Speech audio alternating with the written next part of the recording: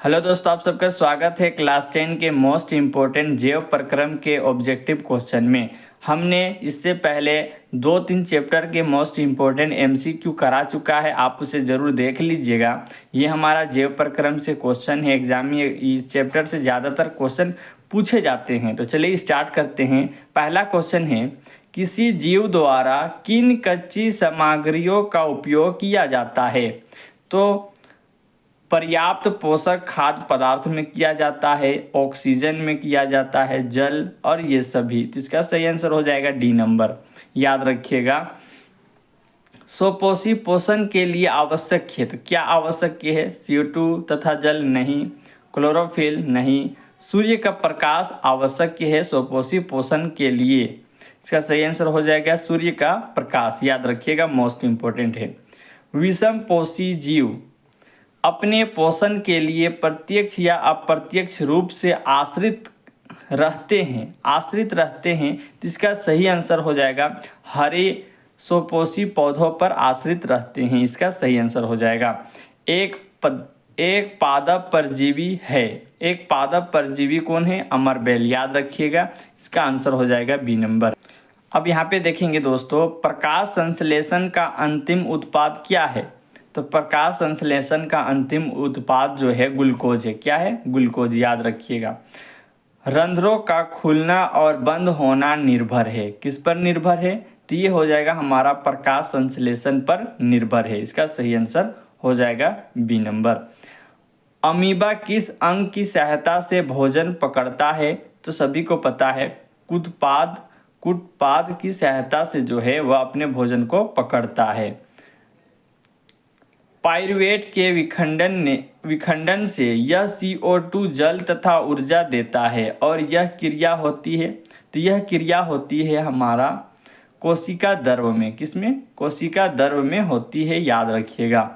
लाल रक्त कोशिकाओं में पाया जाने वाला हीमोग्लोबिन किसका वहन करता है? तो किसका वहन करता है? तो ये करता है ऑक्सीजन का वहन करता है, याद रखिएगा।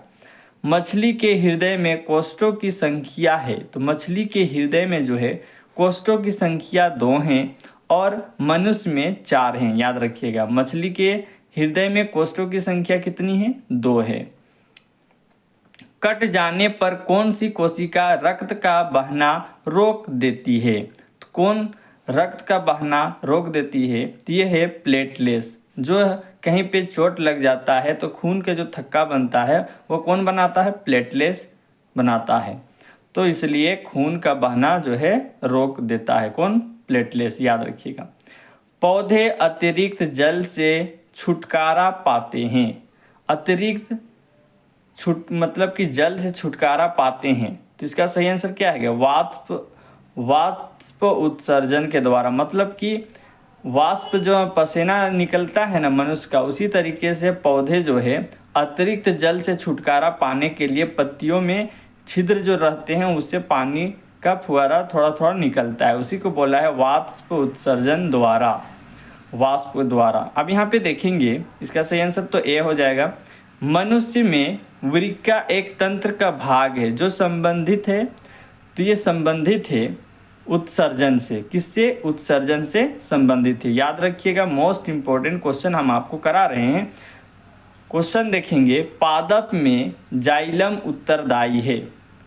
तो पादप में जाइलम उत्तरदायी है, क्या है? जल के वहन के लिए उत्तरदायी है, याद रखिएगा। प्रकाश संश्लेषण क्रिया में ऑक्सीजन बाहर निकलता है। क्या बाहर निकलता है? वो किसके द्वारा? CO2 से निकलता है, याद रखिएगा। अब यहाँ पे देखेंगे मैग्नीशियम पाया जाता है। तो मैग्नीशियम कहाँ पाया जाता है? क्लोरोफिल में पाया जाता है, याद रखिएगा दोस्तों। यहाँ पे कुछ इम्पोर्टेंट रिक्त स्थानों को पूर्ति कीजिए बोल रहा है, तो इसे आप देखिए, मोस्ट इम्पोर्टेंट है। शरीर में पाए जाने वाले जैव उत्प्रेरक पदार्थ को एंजाइम कहते हैं। क्या कहते हैं? एंजाइम कहते हैं। लार में पाए जाने वाले एंजाइम का नाम क्या है? एमाइलेज या फिर सेलवरी, उसको बोलते हैं एमाइलेज, याद रखिएगा। दीर्घ रोम में पाए जाते हैं। क्या पाए जाते हैं? तो दीर्घ रोम में क्षुद्रांक पाए जाते हैं। यहाँ देखेंगे विसरण द्वारा रंध्रों में CO2 और O2 का विनिमय होता है। मानव हृदय में 4 कोष्ठ होते हैं।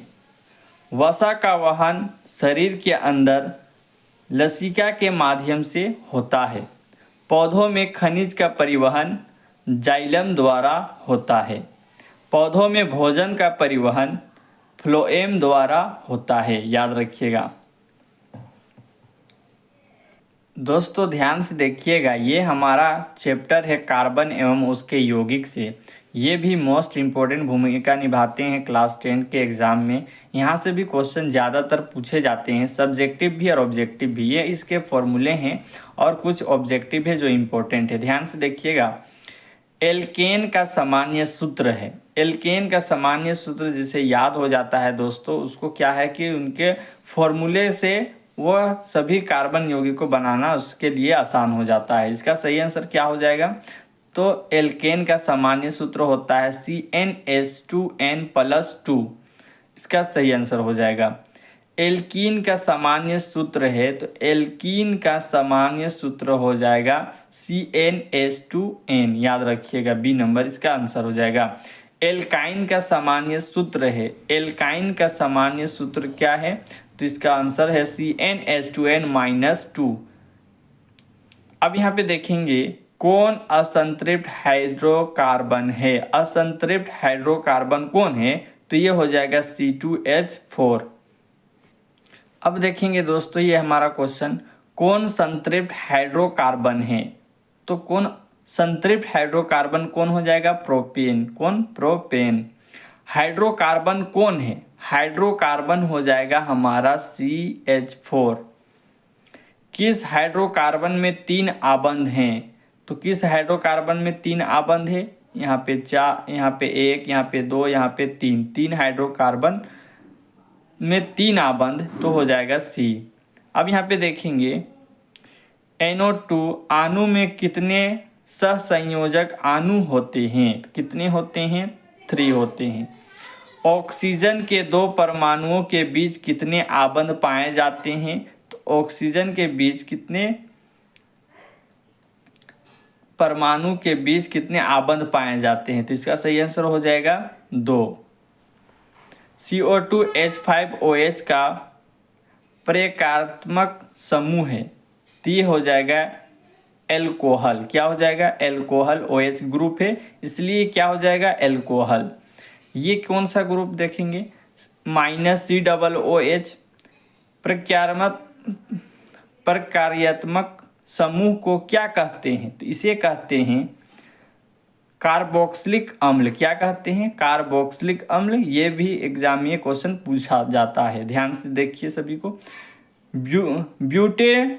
ब्यूटेन का सूत्र है, तो ब्यूटेन का सूत्र क्या हो जाएगा? इसका सूत्र हो जाएगा CH4H10। यहाँ पे देखें दोस्तों, इसको बनाना काफ़ी आसान है। ये जब जितने भी क्वेश्चन है इसको बनाना आप आसानी से जान सकते हैं इसके फॉर्मूले के जरिए। तो मैं आपको भी वो बताऊंगा कैसे बनाते हैं, ध्यान से देखिएगा। यहाँ पे रिक्त स्थानों की पूर्ति कीजिए कहता है, तो ये भी क्वेश्चन काफ़ी इंपॉर्टेंट भूमिका निभाते हैं। हीरा एवं ग्रेफाइट कार्बन के क्या है? अपरूप हैं। क्या है? अपरूप है। कार्बन एवं हाइड्रोजन से बने यौगिक को कहते हैं, क्या कहते हैं? हाइड्रोकार्बन कहते हैं। कार्बन एवं हाइड्रोजन से बने यौगिक को हाइड्रोकार्बन कहते हैं। एल्केन को संतृप्त हाइड्रोकार्बन कहते हैं। एल्कीन एवं एल्काइन को असंतृप्त हाइड्रोकार्बन कहते हैं। सहसंयोजक यौगिक विद्युत के कुचालक होते हैं। जिस हाइड्रोकार्बन में त्रिबंध होते हैं उन्हें एल्काइन कहते हैं।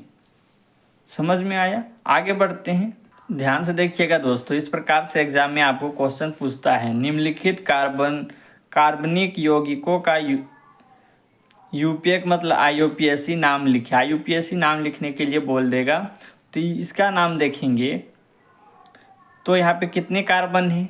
2 कार्बन है, तो क्या हो जाएगा? मैथ एथ, मैथ मतलब एक कार्बन, एथ मतलब दो कार्बन, और यहाँ पे कौन सा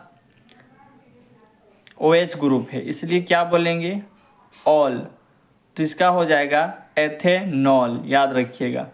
अब यहाँ पे देखेंगे प्रोपेनेल, प्रोपेनेल क्या है CHO, CHO को क्या बोलेंगे नेल, तो यहाँ पे कितने कार्बन हैं एक दो, तो ये हो जाएगा मैथ एथ प्रोपेनॉल, CH3COCH3, ये हो जाएगा प्रोपेनॉन, क्या हो जाएगा प्रोपेनॉन, HCOOH, ये हो जाएगा मेथेनोइक अम्ल, CH3COOH एथेनोइक अम्ल, C3H7Cl, ये हो जाएगा क्लोरोप्रोपेन, C3H4 प्रोपाइन।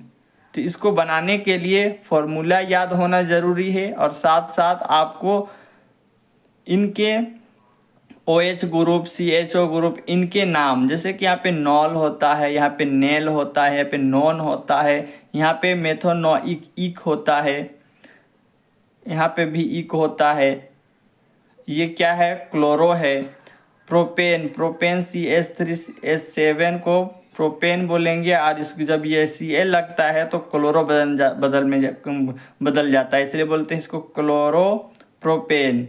यहाँ पे क्या है प्रोपाइन, तो ये सबको समझना होगा, उसके बाद इसको बनाना होगा। जब बनाना सीख जाइएगा तो इसे, अगर एक बार भी इस चैप्टर को आप ध्यान से पढ़िएगा तो आपको बनाना आ जाएगा। चलिए मिलते हैं नेक्स्ट वीडियो में।